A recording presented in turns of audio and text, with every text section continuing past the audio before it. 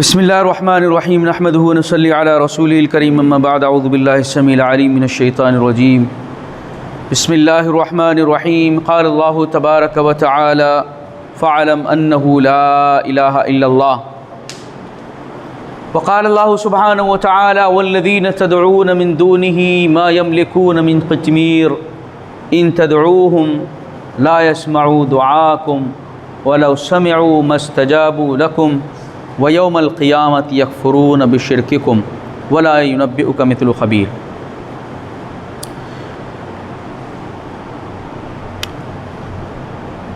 अल्लाह सुब्हानहु व तआला के फ़ज़ल व करम से आज हमारा ये 53वां सबक़ है।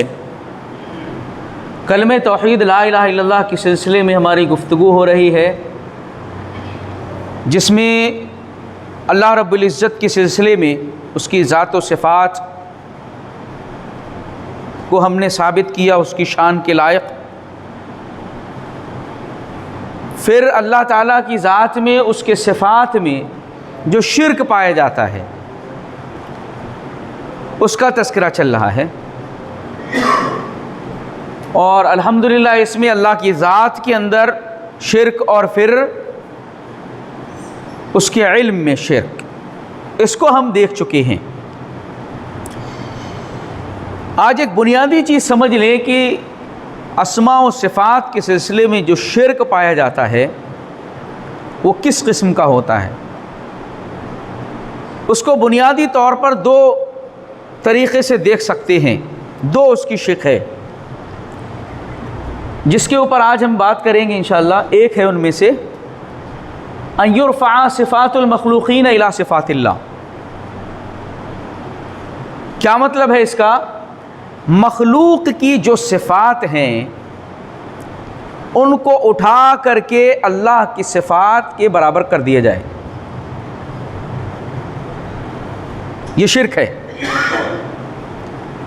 मखलूक की जो सिफ़ात हैं वो सिफ़ात अल्लाह की सिफ़ात तक पहुंचा दी जाएं ले जा करके, और इसी के अपोजिट जस्ट अल्लाह ताला की जो सिफ़ात हैं मखलूक के जैसी समझ ली जाए, मखलूक के सिफ़ात के जैसा उसको मान लिया जाए, वो भी शिर्क है और ये भी शिर्क है। उसको इंशाअल्लाह कल बात करेंगे। आज इसको हम देखेंगे कि मखलूक की जो सिफ़ात हैं, ज़ाहिर सी बात है, चाहे उसकी ज़िंदगी हो, हयात हो, या उसके सुनने की ताकत हो, या उसकी मिल्कियत हो, या कुदरत हो, ये सब चीज़ें मखलूक के अंदर भी हैं और अल्लाह रब्बुल आलमीन की भी यही सिफ़ात हैं। लेकिन जो मखलूक की सिफ़त कमज़ोर हैं, महदूद हैं, लाचार व मजबूर हैं, और एक दायरे के अंदर ये सिफ़ात मखलूक रखती है। अल्लाह रब्बुल आलमीन की सिफ़ात जो हैं अज़ल से हैं, हमेशा से हैं, हमेशा रहेंगी। ये तकरीबन मैंने जो ज़ाती सिफ़ात हैं चार यहाँ पर आज मैंने ज़िक्र की हैं। अश्शिर्कु फ़ी सिफ़तिल हयाति वस्समइ वल मिल्क वल कुदरा, यानी हयात में शिर्क, सुनने में और मिल्कियत में, मालिक होने में और कुदरत में शिर्क। इस सब को आज अल्हम्दुलिल्लाह बात करेंगे यार। मखलूक के अंदर भी ये सिफ़ात हैं, लेकिन अल्लाह रब्बुल आलमीन की जो सिफ़ात हैं मखलूक का उसमें कोई मुकाबला ही नहीं है। अल्लाह की अता की हुई है, बहुत महदूद हैं, बहुत कमज़ोर है। इससे पहले हमने तौहीद उलूहियत में शिर्क को देखा था। थोड़ा सा और पीछे जाइए। उलूहियत में शिर्क क्या है? वो इबादत के अंदर शिर्क है। इबादत में शिर्क किया लोगों ने, जैसे पुकार, दुआ अल्लाह के अलावा दूसरे से, इबादत अल्लाह के अलावा दूसरों की, रुकू है, सजदा है, क़याम है, माली इबादतें, बदनी इबादतें, कौली इबादतें, ये सब के सब उलूहियत में हमने ज़िक्र की थी। उलूहियत में शिर्क पाया उस वक्त जाता है, पहले इसमें शिर्क पैदा होता है, और इसमें कहाँ से शिर्क आता है? यहाँ से।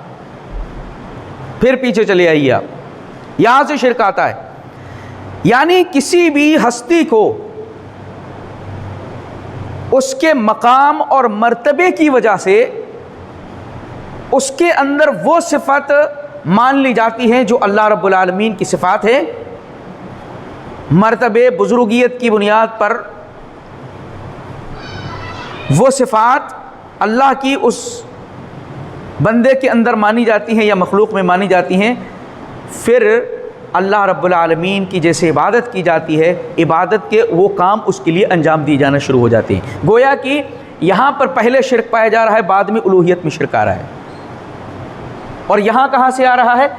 یہاں پر وحدت الوجود یہ اچھی طریقے سے سمجھ چکے ہیں. وحدت الشہود حلول فنا فی اللہ مجذوب. یہاں پر جا کر کے بندہ اللہ اس کے اندر آ جائے یا وہ اللہ کے اندر چلا جائے، اس کی یہ کیفیت ہو جاتی. پھر اس کے اندر کیا ہے، نام اس کے رکھ دیے جاتے ہیں. یہ غریب نواز ہیں، وہ دستگیر ہیں، یہ غوث اعظم ہیں، یہ مشکل کشا ہیں، یہ حاجت روا ہیں. یہ کب نام رکھے گئے؟ یہاں یہ اسٹیجز پار کیے انہوں نے، یہ اسٹیجز پار کیے. اس کے بعد وہ وہاں پہنچے. جب ان ناموں سے وہ منسوب ہو گئے تو پھر الوہیت میں جو شرک ہوتا ہے، عبادتیں ان کے لیے کی جانے لگی، ان کو پکارا جانے لگا، ان کے لیے سجدے کیے جانے لگے، ان کے لیے مال کو خرچ کیا جانے لگا، چڑھاوے چڑھائے جانے لگے ان کے لیے. یہ پورا سرکل ہے جو شرک اس طریقے سے اللہ کی توحید میں شرک داخل ہوتا ہے. اس چیز کو آپ جو دوبارہ سنیے گا تب یہ بات الحمدللہ آپ کو سمجھ آئے گی.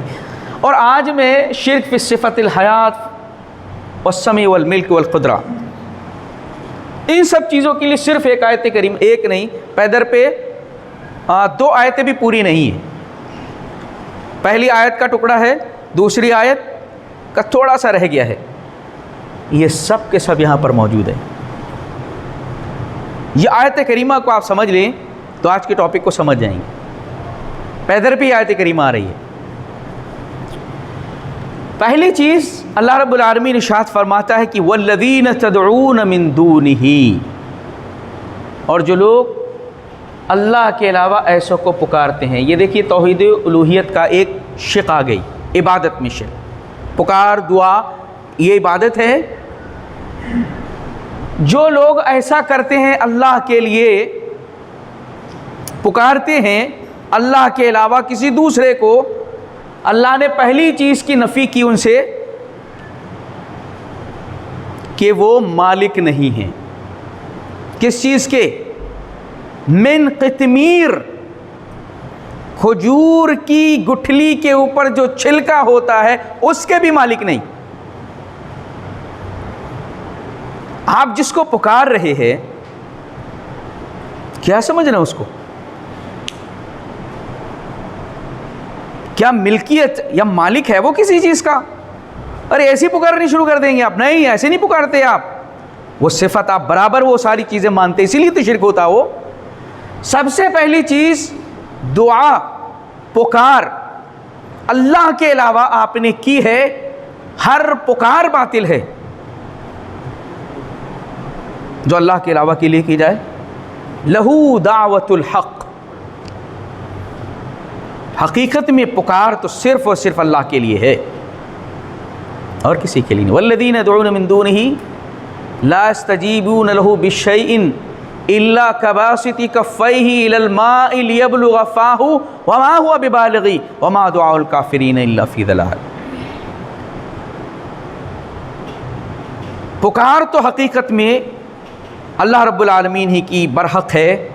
اس کے علاوہ جن کو بھی یہ پکارتے ہیں وہ کسی بھی چیز کا جواب نہیں دے سکتے. اللہ نے مثال بیان کی، ایسے ہی ہے کباسط کفیہ الی الماء. کوئی آدمی اپنے ہاتھوں کو اس طریقے سے پانی رکھا ہوا ہے دور، اپنے ہاتھوں کو ایسے پھیلاتا ہے لیبلغ فاہ، تاکہ اس کے منہ تک آ جائے کہ وہاں پر رکھا ہوا پانی یا پانی کا ذخیرہ اس کے منہ کے قریب آ سکتا ہے. ایسے ہی دور سے اگر وہ کرتا ہے ہتھیلیوں کو، اللہ فرما رہا ہے جیسے اس کا پانی نہیں آ سکتا، ایسے ہی اللہ کے علاوہ کی گئی پکار کبھی بھی اس کا جواب نہیں آ سکتا، اس کو وہ چیز نہیں مل سکتی ہے۔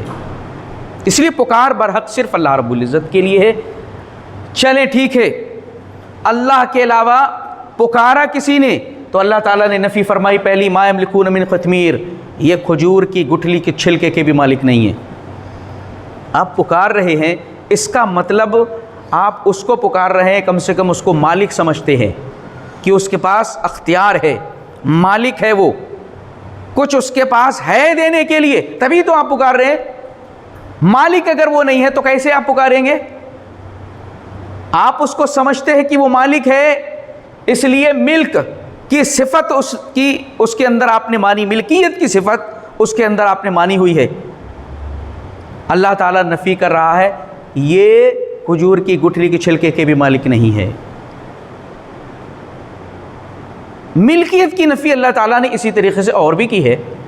اس آیت کریمہ کو ایک اعتبار سے سمجھیے، پھر دوسرے اعتبار سے میں آپ کو سمجھاتا ہوں۔ قُلِ ادْعُوا الَّذِينَ زَعَمْتُم مِّن دُونِ اللَّهِ، اللہ کے علاوہ جن کو تم سمجھتے ہو ان کو پکارتے ہو، پکار کر کے دیکھو، پکارو۔ لا يملكون مثقال ذرة في السماوات ولا في الأرض وما لهم فيهما من شرك وما له منهم من ظهير۔ اللہ فرما رہا آسمان و زمین میں ایک ذرے کے بھی مالک نہیں ہے، پکارو، ایک ذرے کے بھی مالک نہیں ہے، اور ایک ذرے کی شرکت بھی نہیں ہے۔ ایسا بھی نہیں کہ ایک ذرے کی پیدائش میں، اس کو بنانے میں اللہ تعالیٰ کے ساتھ ان کا کوئی شیئر بھی ہو، ایک ذرے کو بنانے میں بھی شیئر بھی نہیں ہے۔ وَمَا لَهُ مِنْهُم مِّن ظَهِيرٍ، اور یہاں تک کہ سپورٹ بھی نہیں کیا انہوں نے ایک ذرے کو بنانے میں۔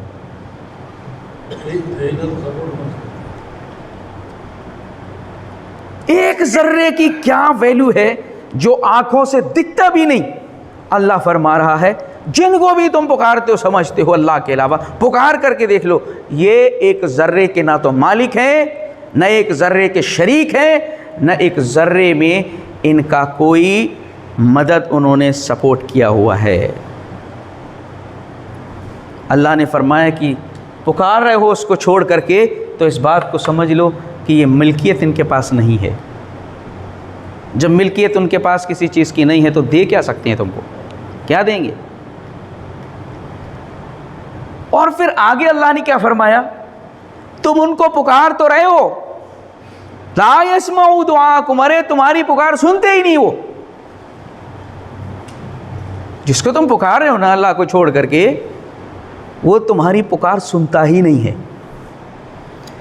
یعنی سننے کی جو اس کی چھمتا اور طاقت ہے وہ اتنی نہیں ہے کہ تم جب چاہو اس کو سنا دو۔ آپ یہ دیکھیں، جن لوگوں کو سینکڑوں ہزاروں کلومیٹر دور سے پکارا جا رہا ہے، جب وہ اپنی زندگی میں باحیات تھے تو رات میں سوتے بھی تھے، اب جو ہے تو سوتے وقت تو نہیں آدمی کچھ سن سکتا ہے نا، اب جو ہے دور نزدیک سے وہ دن میں بھی سن رہے ہیں، رات میں بھی سن رہے ہیں۔ پکارنے والے پکاریں گے نا بھئی۔ آپ نے جب الوہیت والی جو اللہ رب العزت کی صفات ہے وہ ان کو دے رکھی ہے، ان کو پکار لگا رہے ہیں، تو اس کا مطلب آپ مانتے ہیں کہ جب چاہیں ہم ان کو پکاریں وہ سنتے ہیں۔ تو اس کا مطلب دنیا میں تو یہ طاقت تھی بھی نہیں، اب بڑھ گئی ہے، 24 گھنٹہ برابر سننا ہے لوگوں کی۔ اسی لیے پتہ لگ رہا ہے کہ یہ اپنی زبان سے اگرچہ کہیں کہ ہم اللہ کے جیسا ان کو نہیں مانتے، لیکن جھوٹ بولتے ہو۔ کیسے نہیں مانتے بھائی؟ جھوٹ بول رہے ہو، زبان سے جھوٹ بول رہے ہو، کام وہی ہے تمہارا۔ اللہ فرما رہا ہے اگر یہ پکارے ان کو تو سن بھی نہیں سکتے۔ اس کا مطلب یہ کہ جو سننے کی ان کی طاقت ہے نا وہ ویسی نہیں ہے جس سے اللہ رب العالمین کی ہے۔ وہ کیا ہے؟ اس کے سننے کی طاقت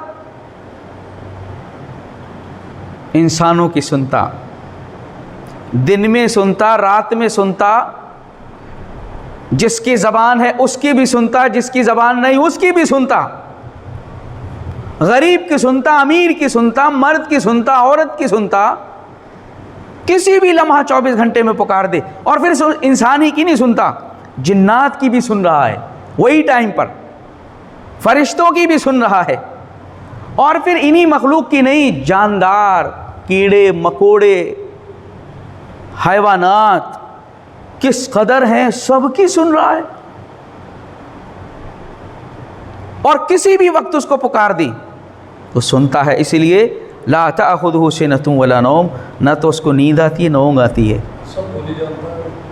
जब नींद और ऊँघ आ जाएगी तो कब सुनेगा? नाऊज़ु बिल्लाहि मिन ज़ालिक। अल्लाह के लिए कोई सिफत नक्स है ही नहीं, कमी है ही नहीं रब्बुल आलमीन कि किसी भी सिफत के अंदर। लेकिन इस इंसान और मखलूक की सिफत को देखें कि अगर बहुत ज़ोर से बोल दिया तब भी इसके कान का पर्दा फटा, और बहुत हल्के बोल दिया तब भी नहीं समझ में आया। बराबर में जो आज सैकड़ों किलोमीटर दूर से सुन रहे हैं, बराबर में ही कोई बैठा हुआ हल्के से बोल लिया तो कहेंगे क्या बोला, दोबारा बोल के उनको बोलो, पूछना पड़ रहा है उनको। अब जो है पावर इतनी बढ़ा दी गई कि आप पुकारने लगे उनको, इसका मतलब आप वो सुनने लगे किसी भी वक्त। अल्लाह ने मना किया, ला यस्माउ दुआकुम, पुकार तो रहे हो लेकिन वो सुन नहीं रहे, नहीं सुन रहे। अल्लाह ने अगला स्टेज देखे क्या बयान किया, वलौ समिउ मस्तजाबू लकुम, अगर सुन भी ले तो तुम्हारी पुकार का जवाब नहीं दे सकते। ये क्या बात रब्बुल आलमीन, ये कुदरत नहीं है इनके पास, ताकत नहीं है कि किसी की हाजत को पूरा कर दें। अल्लाह अकबर, ताकत नहीं है, ताकत ही नहीं है। पहले क्या था, मिल्कियत नहीं है, अब ताकत ही नहीं है कि उनकी उस हाजत को वो पूरा कर दे। ताकत नहीं है इनके पास। इन्नल्लाह अला कुल्लि शैइन क़दीर, अल्लाह रब्बुल आलमीन हर शय पर कादिर है, कुदरत रखने वाला है। व अन्नल्लाह अला कुल्लि शैइन क़दीर व क़द आता बिकुल्लि शैइन इल्मा, उसका इल्म हर चीज़ को घेरा हुआ है, वो हर चीज़ पर कुदरत रखता है। कौन सा ऐसा काम है जो अल्लाह रब्बुल आलमीन से नहीं हो सकता, और कौन है जो इस बात का दावा कर दे कि कौन सा काम जो हम नहीं कर सकते। सारी मखलूक मिलकर भी एक काम नहीं कर सकती, अल्लाह की मशीयत ना हो एक काम नहीं कर सकती, एक सांस जिंदा एक्स्ट्रा नहीं ले सकती, वो अपने वक्त पर उसको ख़त्म हो जाना है। अल्लाह ने फरमाया कि जिनको तुम पुकार रहे हो मस्तजाबू लकुम, अगर वो सुन भी ले तो तुम्हारी हाजत पूरी नहीं कर सकते, जवाब नहीं दे सकते। अब जो तुमने पुकार यहाँ लगाई थी ना, जो पुकार यहाँ लगाई थी, ये महज पुकार नहीं थी, ये शिर्क था, ये शिर्क है, ये महज पुकार नहीं है। व यौमल क़ियामत यकफ़ुरून बिशिर्किकुम, क़यामत के दिन ये तुम्हारे शिर्क का इनकार कर देंगे। ये शिर्क है। या गौसल मदद, या अली अल मदद, या फला जो पुकार लगा रहे ना, अल्लाह फरमा रहा है क़यामत के दिन ये इनकार करेंगे कि हमारे अंदर ये ताकत नहीं थी, लेकिन ज़बरदस्ती लोगों ने ताकत। अल्लाह ताला ने कुरान में क्या बयान फरमाया, और एक शेर क्या है, पीर उड़ता नहीं बल्कि उड़ा दिया जाता है उसको, उड़ नहीं पाता, वो उड़ा देते हैं लोग, उड़ाने वाले उड़ाते हैं उसको, वो नहीं उड़ पाता। ऐसे ही नाम रख दिया कि ये फ़लाँ हैं, ये फ़लाँ हैं, ये फ़लाँ हैं।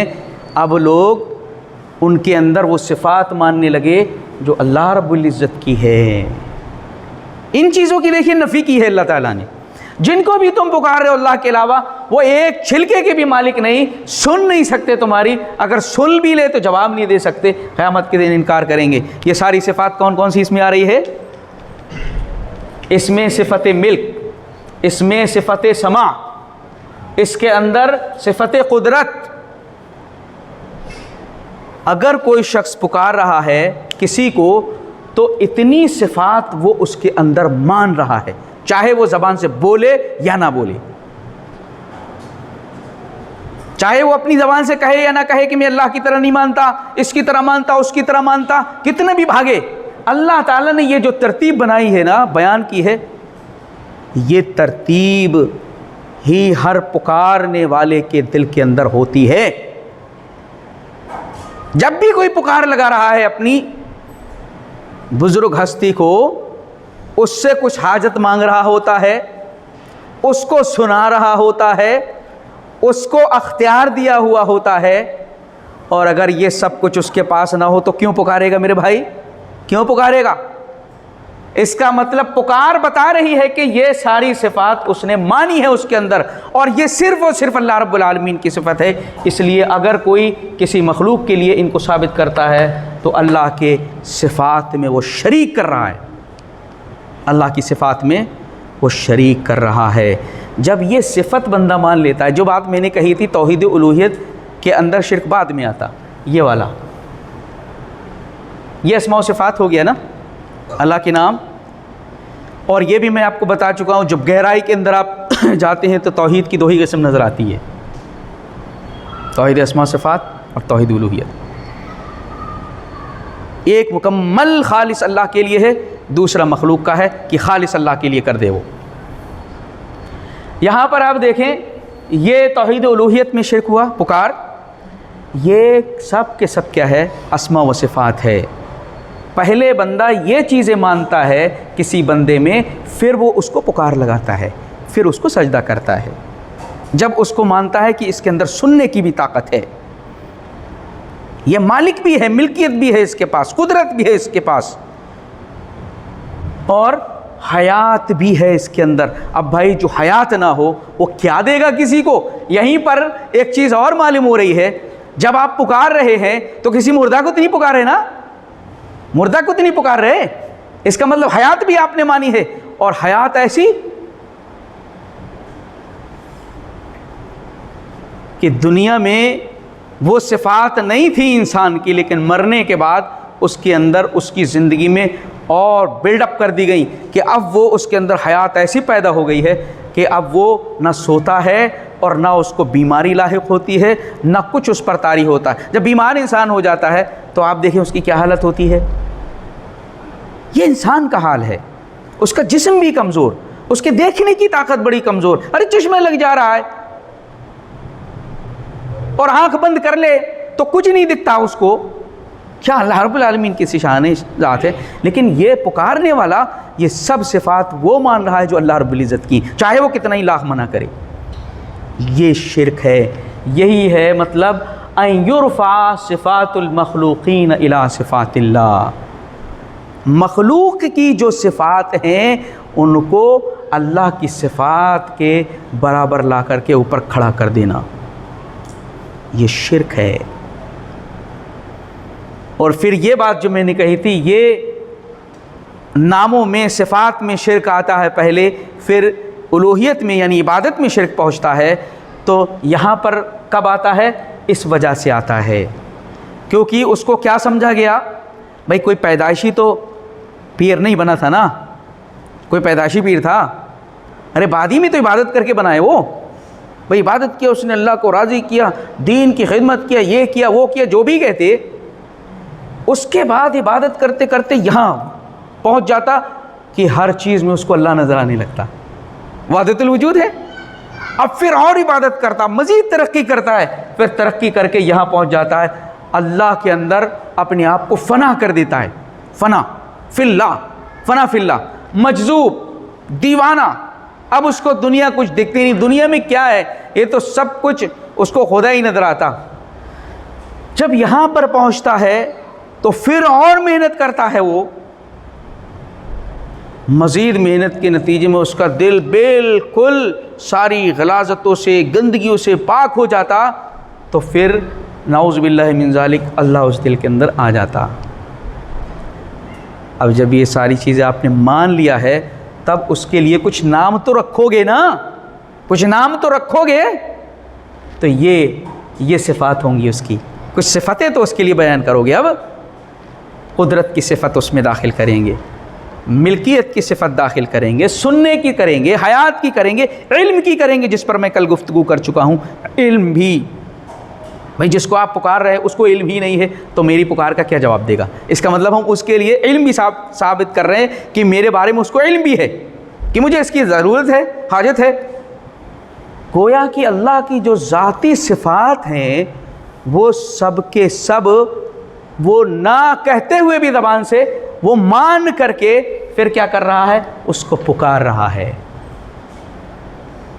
اس کے قبر کے طواف کر رہا ہے، چکر لگا رہا ہے، سجدے کر رہا ہے، چڑھاوے چڑھا رہا ہے، نظر و نیاز کر رہا ہے، اس کی قبر کو دو کے پانی پی رہا ہے، یہ سب کچھ ہو رہا ہے، اور اس کی جو ہے دوسری خبروں سے ممتاز کرنے کے لیے اس پر عمارت بنا رہا ہے۔ بھائی یہ تو آپ نے سب کچھ بنا دیا نا، پیر اڑتا کب ہے؟ آپ اڑاتے ہیں اس کو، وہ تو اڑتا ہی نہیں، لوگ اڑاتے ہیں۔ ان ہی الا اسمان سمیتموها انتم وآباؤکم ما انزل اللہ بہا من سلطان، یہ تو نام ہے جو تم نے اور تمہارے باپ دادا نے رکھے، اللہ نے کوئی دلیل اس پر نازل نہیں کی ہے۔ اس سارے معبودوں کے بارے میں باطلہ کے بارے میں اللہ بیان فرما رہا ہے، یہ تم نے تمہارے باپ دادا نے نام رکھے ہوئے ہیں، اللہ نے کوئی دلیل ان پر نازل نہیں کی ہے کہ یہ غریبوں کو نوازنے والے ہیں، یہ دستگیری کرنے والے ہیں، یا حاجتیں پوری کرنے والے ہیں، یا مشکلیں دور کرنے والے ہیں، اور یہ پکار و فریاد کو سننے والے ہیں۔ یہ آپ نے رکھے نا، اور رکھے کیوں؟ کیونکہ یہاں پر تصوف میں یہاں سے گزار دیا گیا ان کو، جب یہاں سے گزر گئے تو ان کے اندر کچھ صفات مانی گئیں، نتیجن ان کی عبادت ہونے لگی۔ پوری توحید کے اندر شرک کا پورا سرکل جو ہے آپ کے اس میں آ گیا ہے۔ اگر آج آپ اس کو سمجھ گئے ہیں الحمدللہ تو پورے سرکل کو سمجھ گئے ہیں کہ شرک کیسے کیسے کہاں پر پہنچتا ہے، جا کر کے شروعات کہاں سے کرتی ہے اور نکل کے جاتا کہاں ہے۔ اسی طرح کی یہ صرف 2 آیتیں ہیں، پوری بھی نہیں ہے۔ آپ دیکھیں کیا اللہ رب العالمین نے، اور اس پکار کو نام کس چیز کا دیا ہے؟ شرک کا نام دیا ہے، کیونکہ یہ صفات تم نے جو ان کے اندر مان کر کے پکارا ہے، اگرچہ تم منہ سے منع کرو گے لیکن مان کر کے جو تم نے پکارا ہے، یہ صفات سب کی سب اللہ کی ہے کہ وہ ہر چیز کا مالک ہو اور ہر آن سنتا ہو اور ہر ایک کی پکار کا جواب دینے کی جس کے اندر طاقت و قوت ہو، اور ہمیشہ اس کے اندر حیات ہو، الحی القیوم، وہ صرف اور صرف اللہ رب العزت کی ذات ہے۔ اگر یہ کسی کو دیں گے تو پھر سمجھ لیجئے شرک ہوگا، قدرت میں بھی، ملکیت میں بھی، سننے اور حیات کے اندر بھی۔ گویا کہ جو ہم نے یہاں پر یہ جو رول ہے، قانون ہے، اس کے مطابق یہی صرف نہیں ہے اتنی صفات، اللہ تعالیٰ کی جتنی صفات ہیں، بندے کے اندر جو صفت ہے وہ اللہ تک پہنچائی گئی ہے، کوئی سی بھی صفت ہو وہ سمجھ لیں اللہ کے جیسا اس کے اندر اگر مانا گیا تو شرک ہوگا۔ کل انشاءاللہ اس کے دوسرا جو پہلو ہے اس پر گفتگو کریں گے۔ اللہ رب العزت علیہ وسلم نے عمل کی توفیق عنایت فرمائے۔ آپ کا وقت ہو چکا ہے۔